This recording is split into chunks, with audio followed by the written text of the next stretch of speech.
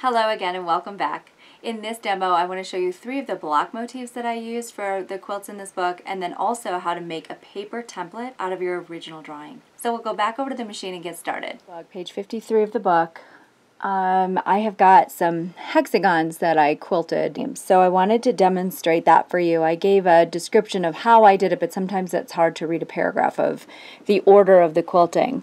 So each hexagon got its own thread. And by the way, I'm using a titanium 75 quilting needle and 40 weight rayon, silky rayon in the top. I'm going to quilt just the center section, and then I'm going to stop and talk you through.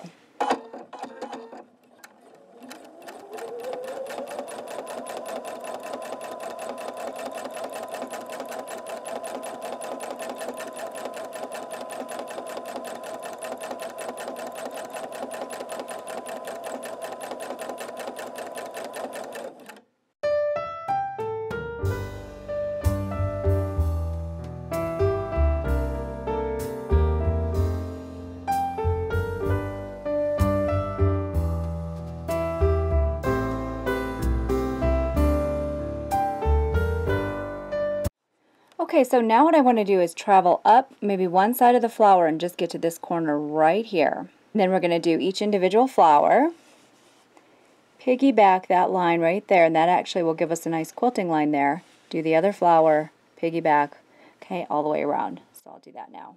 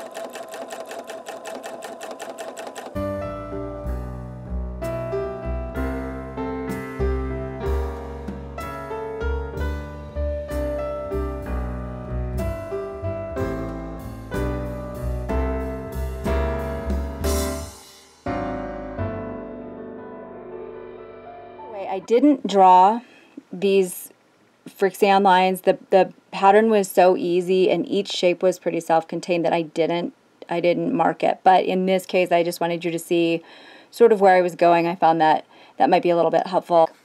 Okay, so now I'm just going to travel up this short line, and then all of this I can do in just one big thread. So here we go.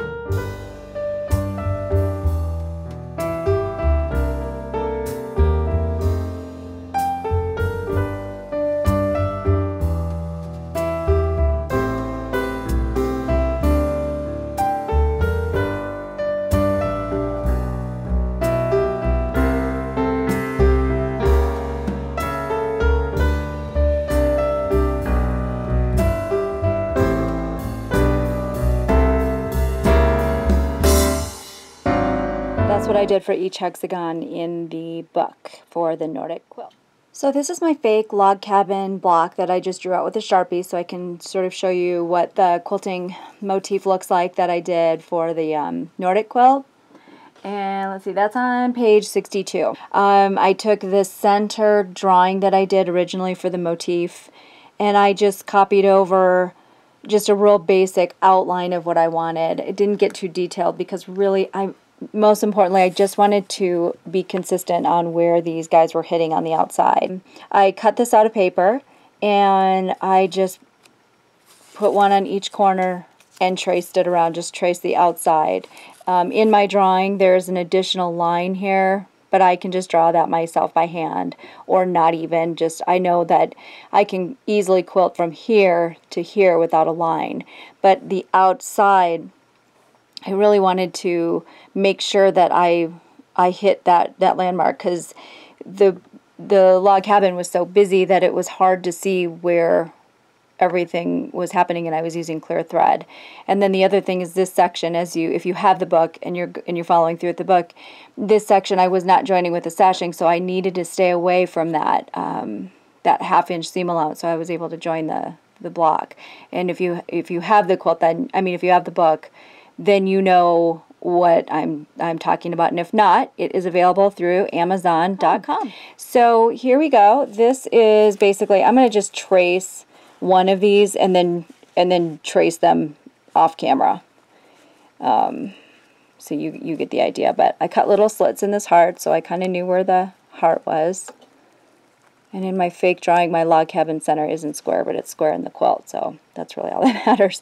And then this line, just try, and I don't do this in front of the machine. Obviously, I'm being really awkward. Okay, so I know that my lines are really cuckoo, and this is just for purposes of showing what the thread trail is for the book, but it might give you a good idea and maybe something new to do with the log cabin. Of course, the log cabin is so great, you could just ditch the seam lines, and that's really beautiful too. I just wanted to bring something different, the center of my quilt, into it. So that's my really fast makeshift way to do a stencil. And so let me show you how to stitch this out. Okay, I'm going to start, you'd think I would start at the point, but I'm going to start at the V of the heart.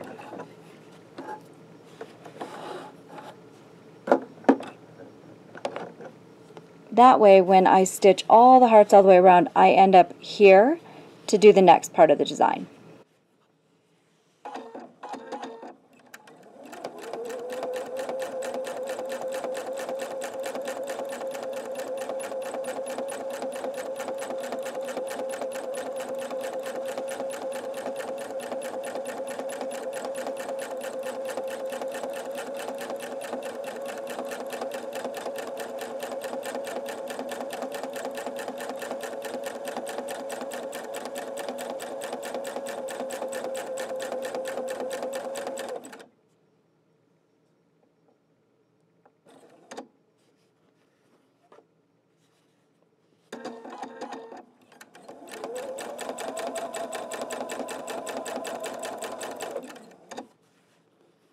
And I'm going to go ahead and just echo it in the center of the hearts, and I'm still going to come up here. Let's see what else. I know I'm not hitting my lines at all, but that's okay. This really is just for, you can see the thread trail.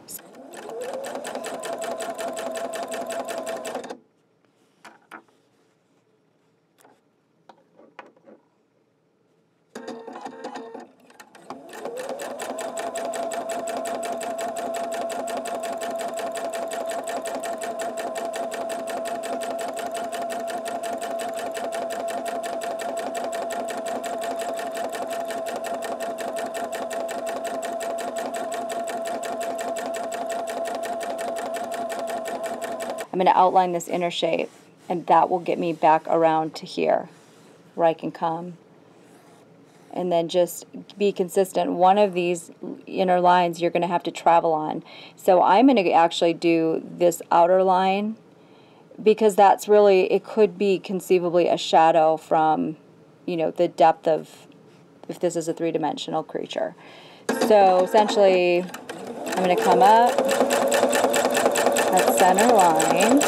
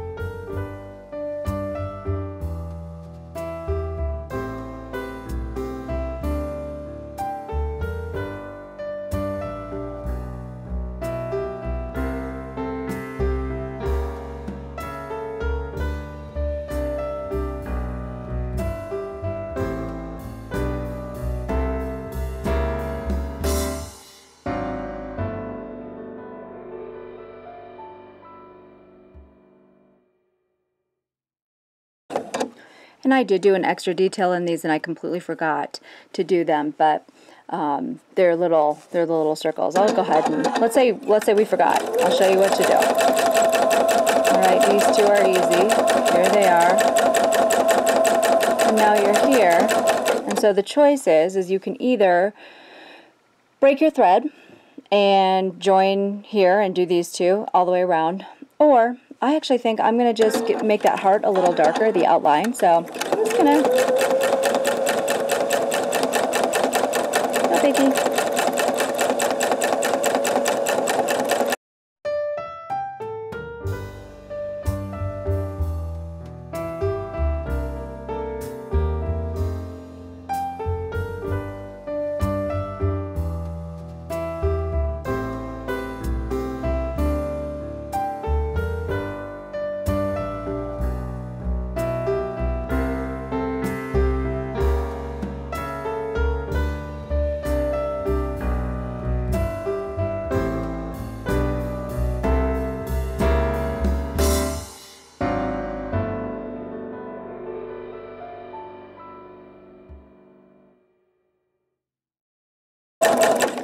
Sometimes those mistakes are good. I mean, don't be afraid to outline a line twice because that brings some more dimension to the piece.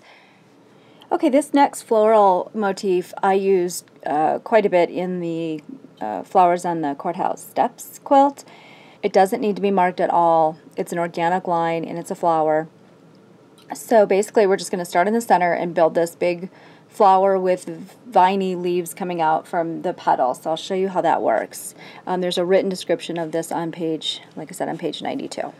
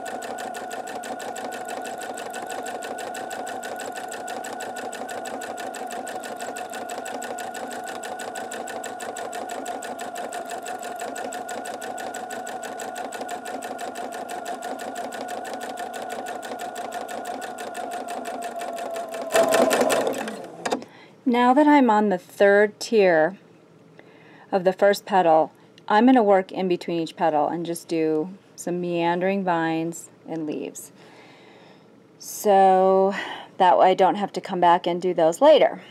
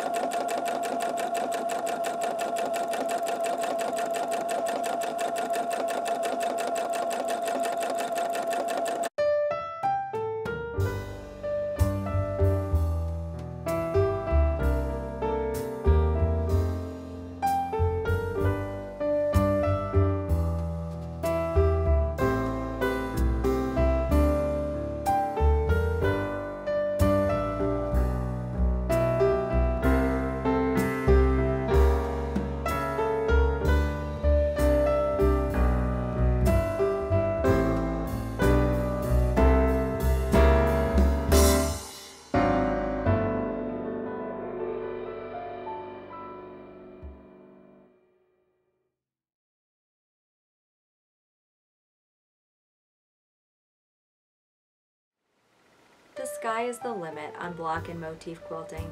But I hope these few examples I gave you are helpful in starting to think about your own design process and your own inspired quilting journey.